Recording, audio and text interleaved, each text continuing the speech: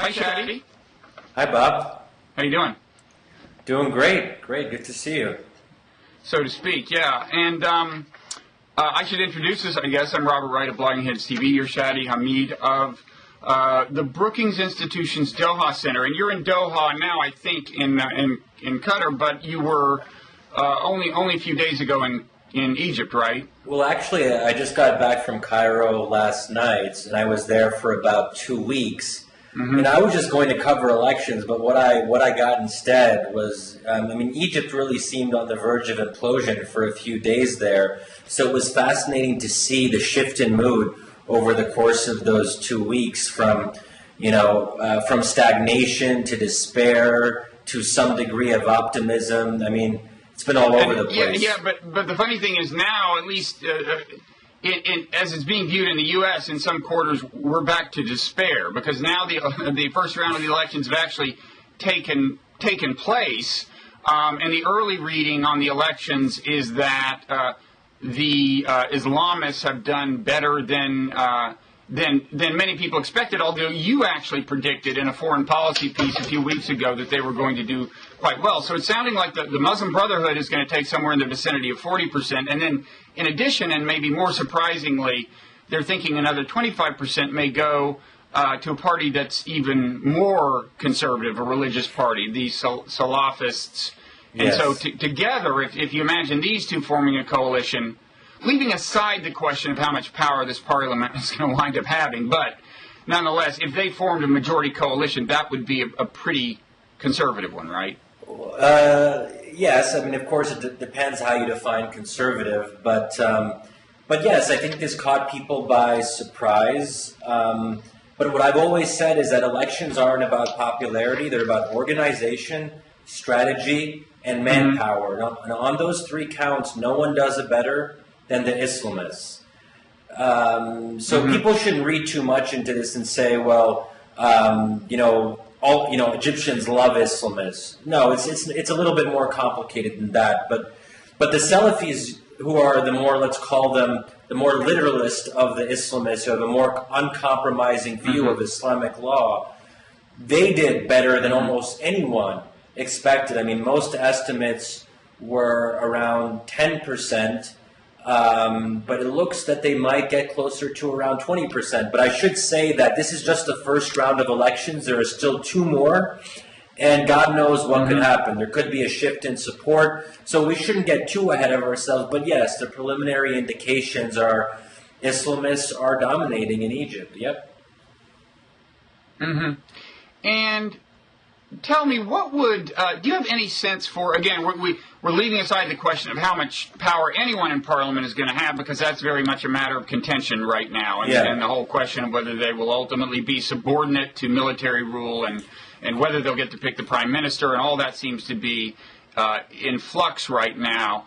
But in theory, do you have any sense for what, if you imagine this coalition actually having power, Muslim Brotherhood plus the Salafis, do you have any sense for what kinds of laws they would want to govern Egypt that are different from the laws that govern Egypt now? Yeah, sure. So, I mean, we have to make a big distinction between the Brotherhood and the Salafis. They're both Islamist in orientation, but they're very different in how they see things around them. I mean, the Brotherhood is not ideologically rigid.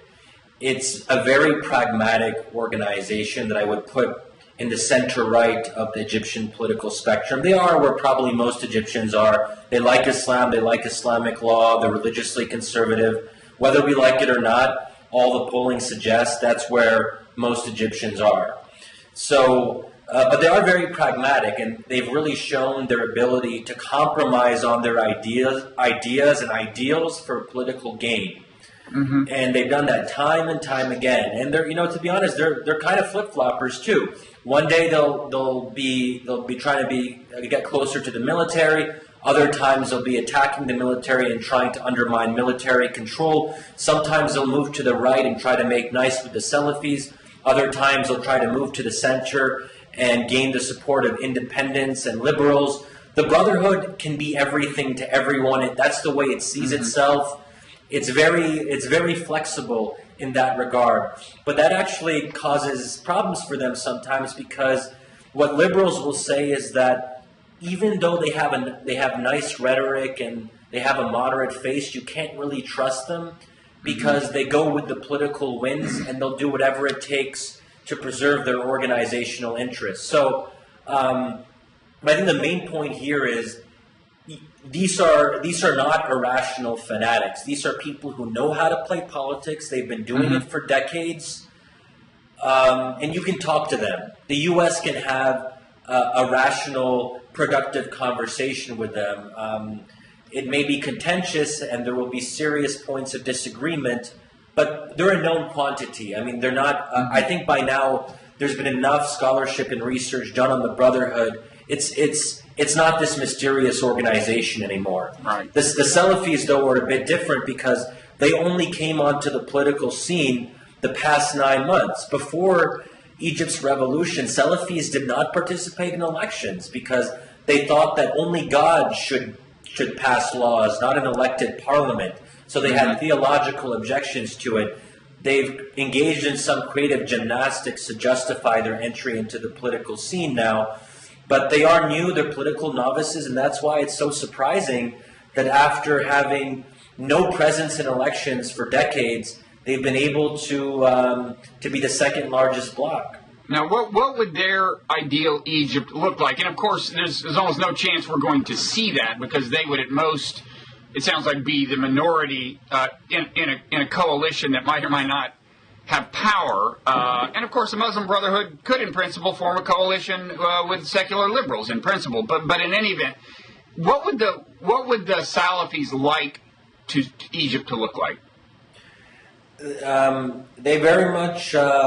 They like Islamic law. They want to implement it. They believe in legal coercion. That's a big difference. The Brotherhood believes more in leading by example and not necessarily imposing things aggressively. They have a much more gradualist approach to Islamic law. They're not in a rush. The Brotherhood's very patient, very cautious. They can wait. Okay, so what they, if I can just clarify, what they have in common by virtue of the definition of Islamist is that they think that the country should be run according to Islamic law. But you're saying their conceptions of Islamic law differ, is that right? Their conceptions are different, but there's a difference between believing that the country should be governed according to Islamic law or by Islamic law. What is the difference? So you could argue that the vast majority of laws on the books in Egypt now do not explicitly contradict Islamic law. It's fine. The Salafis have a more affirmative notion of what the role of Islamic law, that things have to actively be done to push Egypt in that direction. And the other thing too, and I've been meeting with Brotherhood activists and leaders really since 2006 on a regular basis, and I've gotten very interesting conversations with them about what they consider to be Islamic law. They're not entirely sure. I mean, a lot of this is them learning as they're going along. They've been in the opposition for 80 years. They've never given a lot of thought to what it means to govern. So, in a sense, this is a very new realm for them. And if you ask them, what does it mean to implement Islamic law in Egypt's current context, you'll get very different answers from Brotherhood members, and they won't always be coherent. They do have a general desire for Egypt to become more Islamic or Islamized, but they don't necessarily have a clear roadmap of how to get there. And so I gather if the Salafis had their way, in terms of specifics, you might see women would have less freedom than they have in Egypt today in some specific way, or what would be just a couple of examples? Sure. Well, for both the Brotherhood and the Salafis, they would prefer to restrict alcohol consumption.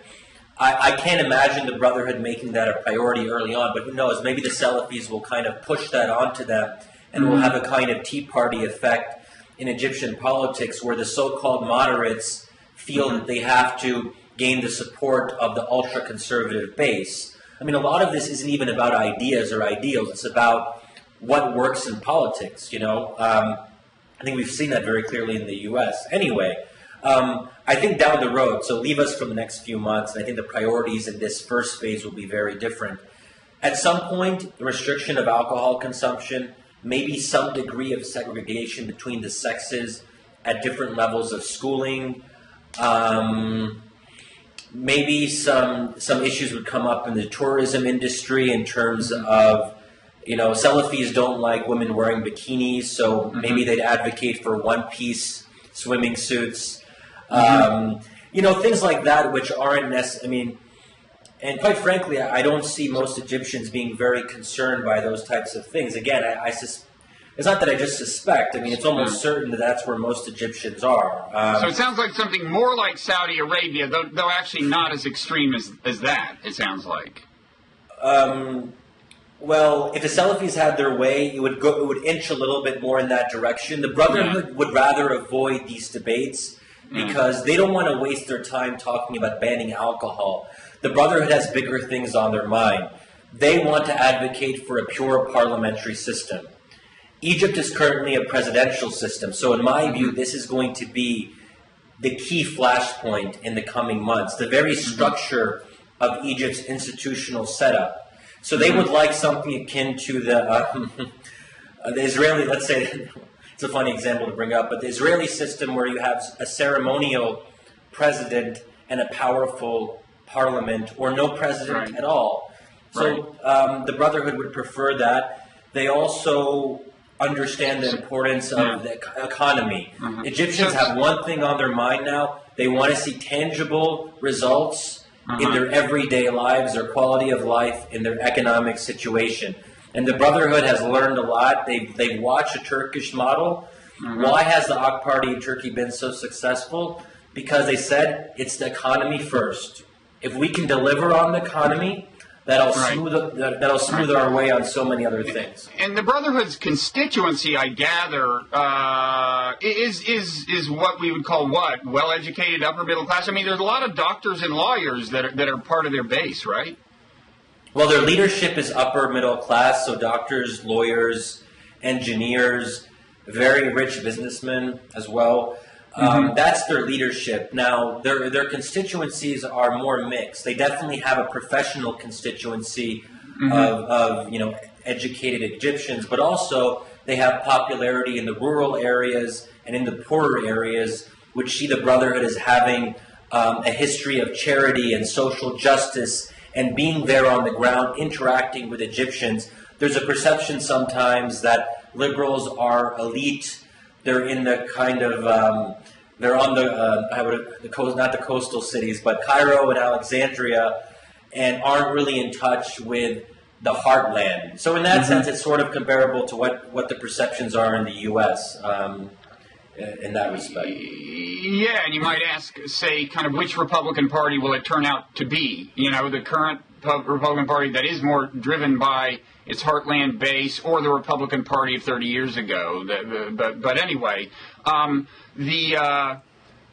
me tell you something I heard on Fox News as I was just walking by a TV set. It was before, it was like maybe, I guess it was yesterday, and the guy was just reporting that the Muslim Brotherhood was going to apparently do well, and he kind of intoned, kind of in an editorial fashion, this is almost a direct quote, he said something like, "And the United States, like many Egyptians, would hate to see the imposition of Sharia law in Egypt." Now, first of all, I think we've just heard from you that Sharia law, although to many Fox viewers it may just be this vaguely menacing thing, actually has no meaning that is easy to pin down. There is such a thing as Islamic law, but it can take a lot of forms. But the thing I want to focus on is this thing, and the United States, like many Egyptians, would hate to see the imposition of Sharia law.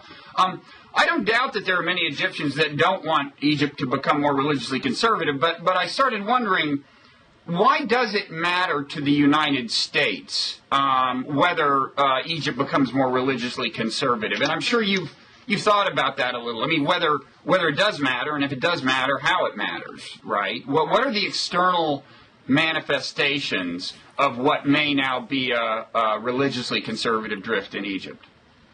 You mean external manifestations in terms of foreign policy, or how it's relevant to the U.S.? why should we care aside from any concern we may have for Egyptians, leaving aside the fact that I think most of us would like, say, women to have as much freedom as possible. If you look at it in say the way almost a realist would look at it, I know you don't consider yourself one, but in the most pragmatic terms, how would this affect American interests? Well, if Egyptian society becomes more religiously conservative, it doesn't affect American interests. That's not even the issue, because we're close allies with the most theocratic state in the world, and it's not as if people are getting all worked up about that. I mean, Saudi Arabia. But Saudi Arabia has an amenable foreign policy, so it's not that much of a problem for U.S. policymakers. So I think the bigger issue is, what will the new Egypt's foreign policy be? I mean, yes, I suppose many Americans would prefer to see a greater degree of freedom for women, but that's not the determinant of U.S. policy. If it was, our relationship with Saudi Arabia would be different. So I just don't buy that whole. I think the bottom line for Americans should be, we're small d Democrats in theory, all of us as Americans. So we should be okay with whatever people choose, as long as it's done democratically and respects the integrity of the democratic process. If Egyptians want to mess up their country and God knows what else, I think they have the right to do that. And that's what democracy, to me at least, is fundamentally about. As I've said time and time before, democracy is the right to make the wrong choice. God knows we do it as Americans all the time. So, but I think going back to the foreign policy issue, yes, Egypt will have a different foreign policy today or tomorrow than it did in the last 30 years. There's going to be a shift. The shift has already started. But I don't think that's an Islamist thing. It's an Egyptian thing. Egyptians don't like U.S. policy. Egyptians don't like Israel. All the major political forces, they disagree on a lot. They don't get along. The only thing they really agree on is this. They don't like U.S. policy. They don't like Israel. So whoever is elected, could be socialist, nationalist, leftist, doesn't even matter. Islamists, Egyptian foreign policy will never be what it was, because Egyptians don't want to do that anymore. So in that sense, the change that will be wrought in Egyptian foreign policy, as it applies to us, is a product of democracy generically, not the specific outcomes of the democratic elections. That's my view. I mean, Islamists can sometimes maybe be more gratuitously anti-Israel in terms of their rhetoric, but I think in practice, I don't think an Islamist foreign policy would be that much different than a leftist foreign policy in Egypt. I mean, both have the same kind of nationalist sentiments. And we've even heard that from people all across the political spectrum. It's basically this. We're not going to outright cancel the peace treaty with Israel, but we're not the biggest fans of it. So we will freeze any expansion of the relationship. We'll try to downgrade relations to the extent possible. And we may also try to renegotiate aspects of the peace treaty. That's what most Egyptian politicians have been saying, give or take a little bit. So I think that's where people are at. And if you want to know what Egypt's foreign policy will look like, it's probably not rocket science. It'll look something like Turkey's today. If you don't like the current Turkish foreign policy, you won't like Egypt's. But if you do like Turkey's current foreign policy, then it's something that you can live with. But I think even if the Muslim Brotherhood was in parliament, governing, whatever it may be, they are still going to want to maintain good relations with the U.S. They're not dumb. The U.S. is still a superpower. They don't want to go in and alienate their major funder and one of their major allies. So you envision the current government, the coming government, wanting to maintain the relationship with the U.S., which now consists of a whole lot of support, financial support, as a result of a peace, the Israel-Egypt land for peace deal long ago. And my impression is now the support goes largely to the military, but maybe that's not inherent in the support. And you're imagining, in any event, a strong relationship with the United States in at least that pretty significant sense. Is that right? I think it would be a strong but tense and sometimes combative relationship. I mean, we wouldn't know. I mean, it would be somewhat uncertain because that's the thing with democracies. It depends who's actually in power. You can't just call up one or two guys at the top of the pyramid and say, listen, this is what we want you guys to do. So it's going to be uncertain and somewhat unpredictable. But, I mean, the Brotherhood is pragmatic enough to know that the relationship with the U.S. is important. The Brotherhood has long been sensitive to international opinion. I mean, I remember on February 9th, it was actually 2 op-eds in the same day, 2 leading Muslim Brotherhood members, as the revolution was in full steam, 2 days before Mubarak stepped down, 2 of their leaders wrote op-eds in the Washington Post and the New York Times, respectively. They did that for a reason. You can say it's cynical, but they care about what America thinks about them. And they have engaged in that sort of outreach. And they've actually said that they welcome contacts with U.S. officials. They've welcomed them for a long time. And even before the revolution, I had Muslim Brotherhood leaders telling me, why doesn't the U.S. want to talk to us? They should talk to us. And now finally the U.S. has come around and Secretary Clinton announced the possibility of re-engaging, as she put it, with the Brotherhood in the summer. So I think both sides want to talk, which is good. Yeah. And what if America's goal is to adapt gracefully to what you think is a kind of inevitable outcome of democracy in Egypt, in terms of more skepticism about a more critical stance toward America and quite a critical stance with respect to Israel, what kinds of changes in American policy do there need to be, if any, if we're to adapt gracefully to this? And I'm thinking mainly of Israel now, although that's not the only country in the region. Well, I mean, I don't think we are adapting gracefully, but let's say hypothetically we wanted to adapt gracefully. I think we got to be serious about democracy promotion. I think that the U.S. should have a bottom line and should, for lack of a better word, actively support and encourage democracy in the region, regardless of the outcomes. I think the U.S.'s image is so bad now, and it's remarkable to see that according to some polls, the U.S. under Obama has lower approval ratings than the U.S. under Bush. No, that's actually true in several countries in the Arab world.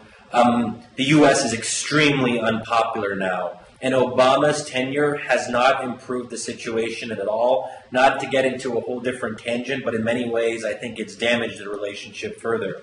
Because of things he's done? I mean, spend a little time on that tangent. Just a little. Well, it's a mixture of the circumstances he found himself in and specific policies that he's opted for that I think have been damaging to U.S. interests in the region. Where to begin? What's just one big one, and then we'll get off the tangent. Well, before the Arab Spring started, the Obama administration was not prioritizing democracy at all. And I think that's why I got caught flat-footed, because it was in this mode of trying to rebuild relations with autocratic leaders. That's really what Obama was trying to do for the first, 2 years? 2 years of his presidency. And, in 2009, 2010, in my visits to the region, spending time in Egypt, I noticed this kind of odd current of Bush nostalgia.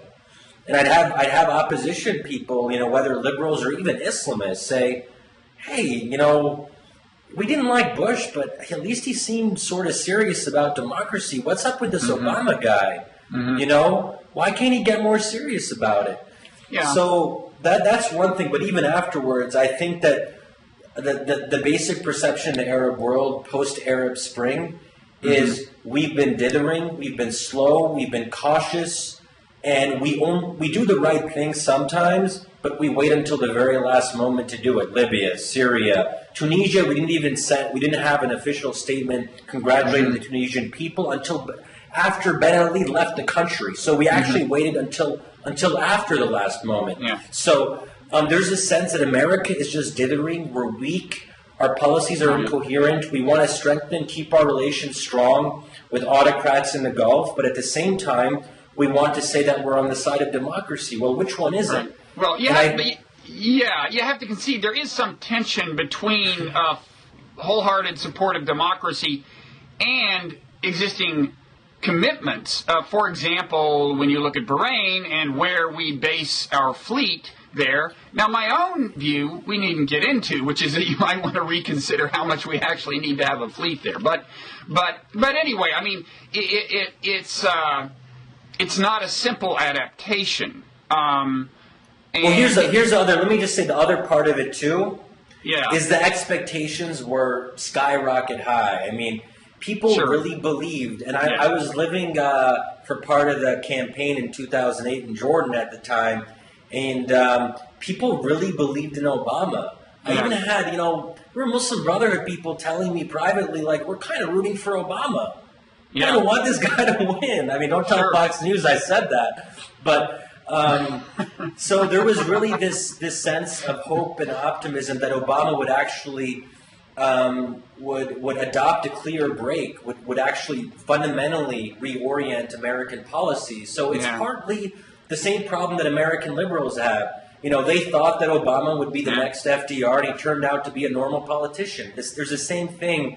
There's the same thing happening in the Arab world. So, in some ways, if it was Secretary Clinton who was president, I think that Arabs would have had low expectations, and they wouldn't have been that disappointed.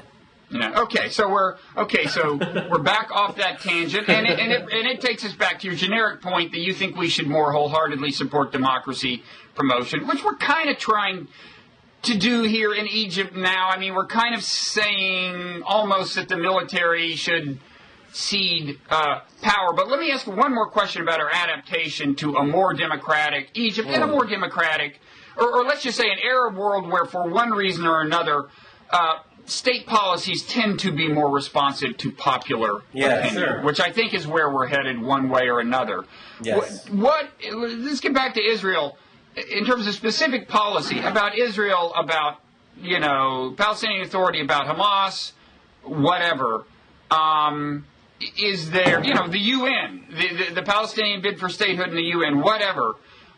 Should any of our policies be different in recognition of this responsiveness of Arab policy to grassroots sentiment? On Israel specifically? On Israel specifically. Yeah, I mean, sure. I think what Obama did at the UN it wasn't even that it was bad policy. It was just almost, what's the right word for it? It was just, I don't think anyone actually believes that Obama believes in a single word he said that night. So it's almost like, why? I mean, at least pretend you believe it. At least own something. It's fine if you want to be pro-Israel, be pro-Israel, but I think there's this sense that Obama wants to be two things at once, and it's the same kind of incoherence to his policies vis-a-vis Israel and Palestine. I think the focus on settlements will be remembered as a major, major mistake. The whole conceptualization of Obama's re-engagement with Israel and Palestine starting in 2009 was off base. I mean, settlements, fine, but that's not the key issue here. It's so surprising. Well, what is the key issue? What should he be doing? Well, I think it's two. Maybe at this point, I think the window of opportunity may have passed. So we'd have to kind of engage in some retroactive pontification here. But I don't even know if it's possible anymore. I pray and hope that a two-state solution is possible, because the alternative is not going to be good for anyone. I just don't know what role we can play now on that. I'd actually be interested to hear what you think. This is one of the issues I'm just kind of stumped on. Yeah, well, I'll tell you, I was in Israel in August, and I was on a left-wing junket rather than the usual junket to Israel. So we actually went to the West Bank, to Hebron and Ramallah and talk to the kind of Arab Spring, the young people in Palestine who are part of the nonviolent resistance movement, and from and went to the settlements and looked at them and saw what the situation is. And my conclusion is that it is too late for a two-state solution. It's too late to unscramble the egg. There's nothing like the political will in Israel that it would take to start actually reversing the settlement process at this point, even if you thought it was possible in terms of engineering.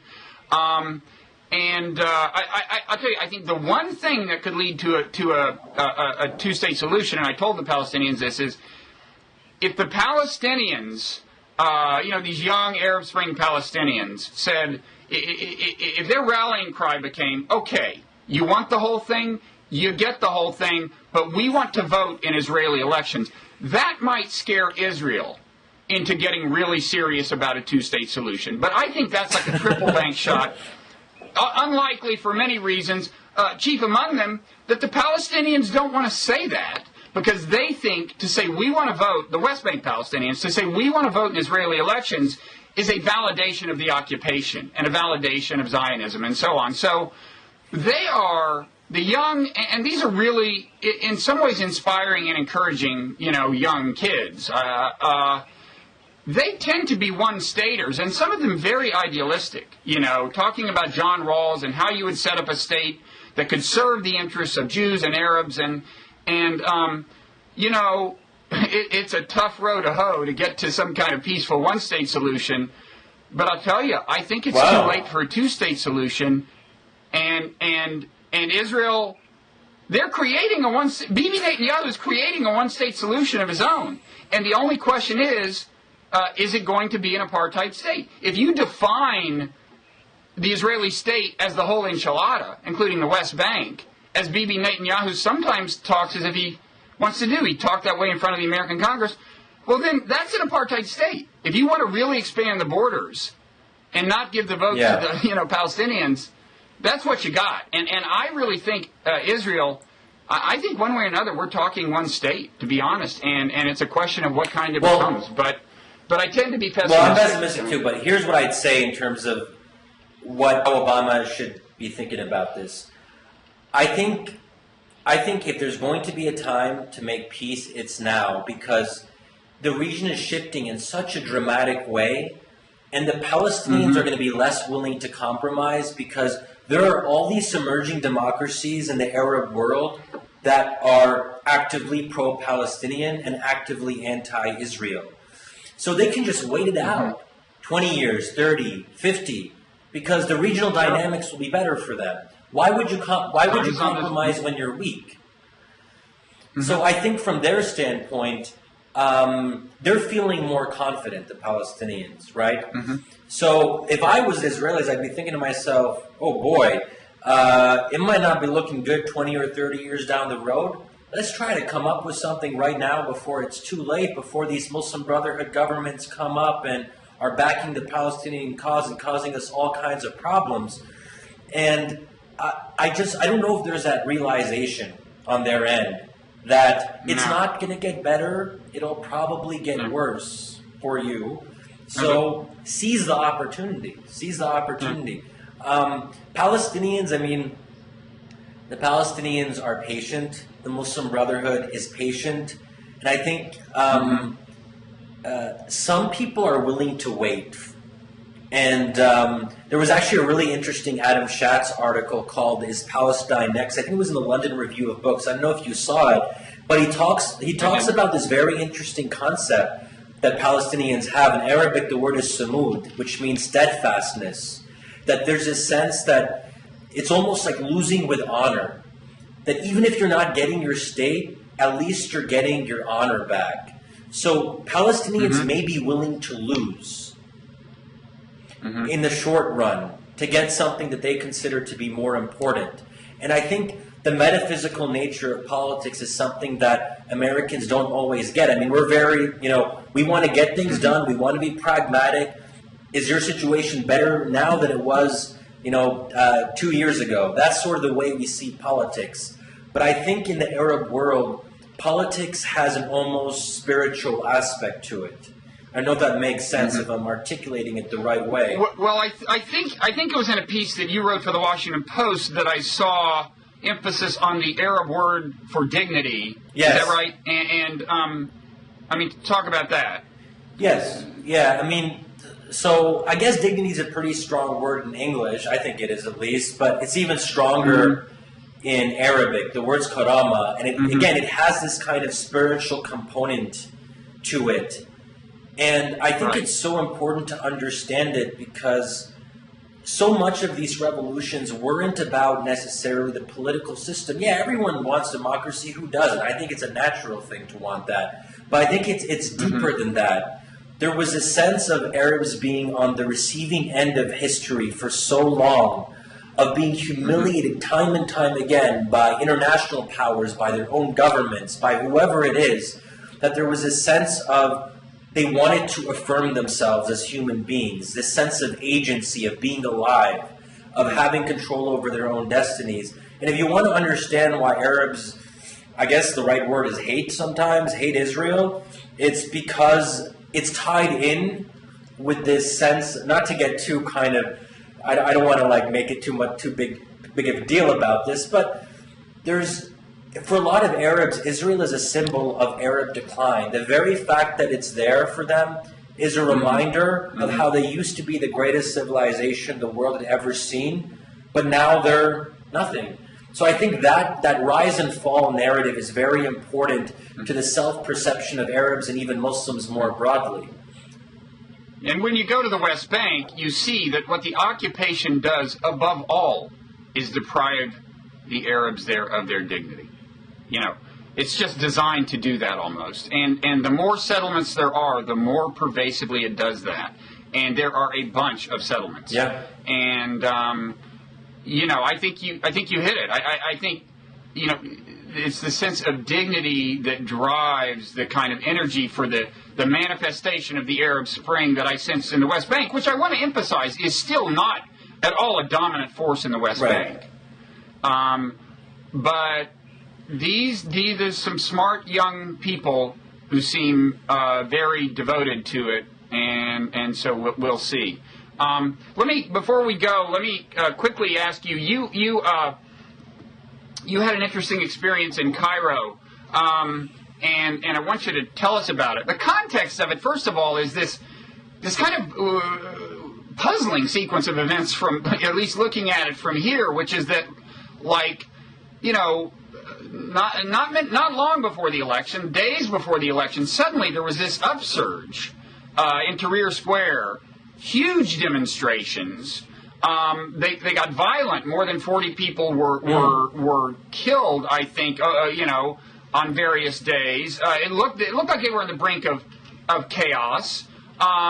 It was in some ways encouraging because it had, in the end at least, a lot of buy-in from the secular liberals. So much, and it looked like it might lead to the cancellation of the elections. And then suddenly it kind of all subsided in time for the elections to happen, and the Muslim Brotherhood, which had sat out the demonstrations, and so it briefly seemed to me that you know, we were seeing the ascendancy of the secular liberals in a way, because the Muslim Brotherhood wasn't part of this. But then the demonstrations subside, the elections happen, the Muslim Brotherhood wins, as well as some other religious conservatives. We don't have time to make sense of all that, although feel free to say anything you want. But anyway, in the midst of that, you had a weird taxi cab drive, right? Yeah. So I'll just briefly tell our viewers this very interesting episode. I also discussed this briefly in my Washington Post piece from the other day. But essentially, you know, I wanted to check out this pro-military rally. You know, I'd been seeing the Tahrir side of it with these kind of liberal protesters and all that, but let's see the other side, right? So I go into the rally. Inside of it, like, it's a massive crowd. I wanted to hear what some of these guys had to say, so I tried to engage them in conversation. And it was fine at the beginning, but then I brought up the name of Mohammed al-Baradei. And they apparently, who's a presidential candidate, former head of the IAEA, and he's a secular liberal type. In any case, they hate him. So once I mentioned his name, this guy next to me started freaking out and talking about how he'd rather die then accept Baradei being his prime minister, and so on and so forth. But then they got suspicious, like, why is this guy here with, my Arabic has an accent, so people can tell that I'm not, I've lived somewhere else, I have some kind of other affiliation, whatever it is. So... Is it not necessarily an American accent? Is it just sometimes vaguely people foreign? think I'm say from the Gulf or something like that, but a lot of times they can tell that I've lived, that I'm Western, that I'm American or European or whatever it is. So it has this kind of Western tinge to it. Okay. Anyway, so they got suspicious or whatever, and I hear one girl who was there start shouting. In Arabic, he's not Egyptian, he's not Egyptian. And then this crowd surrounds me, and I hear one guy saying, he's a spy. And then they get really angry at me, and there's this crowd, and these two guys start chanting in my face, the army and the people hand in hand, which is like the nationalist pro-military chant. And they drive me out of the square, and tell me never to come back again. So that's how it all started. That actually seems to me like a relatively good outcome. Yeah, it could have been worse. They could have given where you were. To be escorted out of the square, even if they could have beaten me up or something. But anyway, go ahead. But that rally was very scary because I saw this kind of far right nationalism that I'd never seen in Egypt before. Yeah. I mean, I don't even know what's really comparable to, but I think Egypt might very well have this new far right movement that doesn't stand for anything except order, stability, and being pro-military. That's all. I mean, that's as far as I could tell by hearing what these guys had to say. Anyway, that's frightening, but it gets more interesting. So I try to get out of the square. I'm kind of worried. So I get the first cab that comes up. The cab driver, though, sees some of the guys following me, and they keep on shouting in Arabic. What would the word be in English? It's khayin, which means betrayer. I'm not even sure. There's not even an equivalent, but it's really bad. It means someone who's a traitor. Maybe traitor, yes. Traitor. See where he's going. He's up to no good, blah, blah, blah. So then I'm going with the cab driver, and then he asked me, like, why are they kind of angry at you? What's your deal? Whatever. And he's very suspicious. I try to explain. I criticize the rally. I'm like, what's this? Where does all this xenophobia come from? I mean, this is very disturbing. And I could tell that he seemed somewhat sympathetic to this pro-military rally. But I'm like, whatever. And I'm in the cab now. I'm fine. I'll get to my destination. That'll be that. We're going, we pass a police station. He stops the cab all of a sudden. He goes around to my side, opens a door, grabs me, and tells the guards at the police station, this guy's up to no good, check him out, he was, whatever it is. And then he grabbed me because I was like, no, you don't have any right to do that. I haven't done anything wrong. You can't do that to me. He bear hugs me, and then some of the guards come up, and they all surround us, and they force me to come into the police station. I was pretty much roughed up and pushed in the police station. So then, they were searching through my laptop, and I was worried because I had a U.S. passport, Brotherhood pamphlets, and a recorder. So I'm like, oh, God, how am I going to explain this? But, luckily they checked me out. I was legit. I wasn't some Israeli spy. And my cab driver told me afterwards, I thought there was a real chance that you were an Israeli who learned to speak Arabic. This is so the same cab driver was waiting there for you? He had to be there too because they questioned him. Him as well. But then afterwards, after they saw I was legit, the cab driver felt bad, and he insisted on driving me to my destination. I didn't want to do that, but he said, "No, I will not accept anything else. You have to come with me." He tried to be really nice, and then he drops me off, and he gives me a hug and kisses me on the cheek.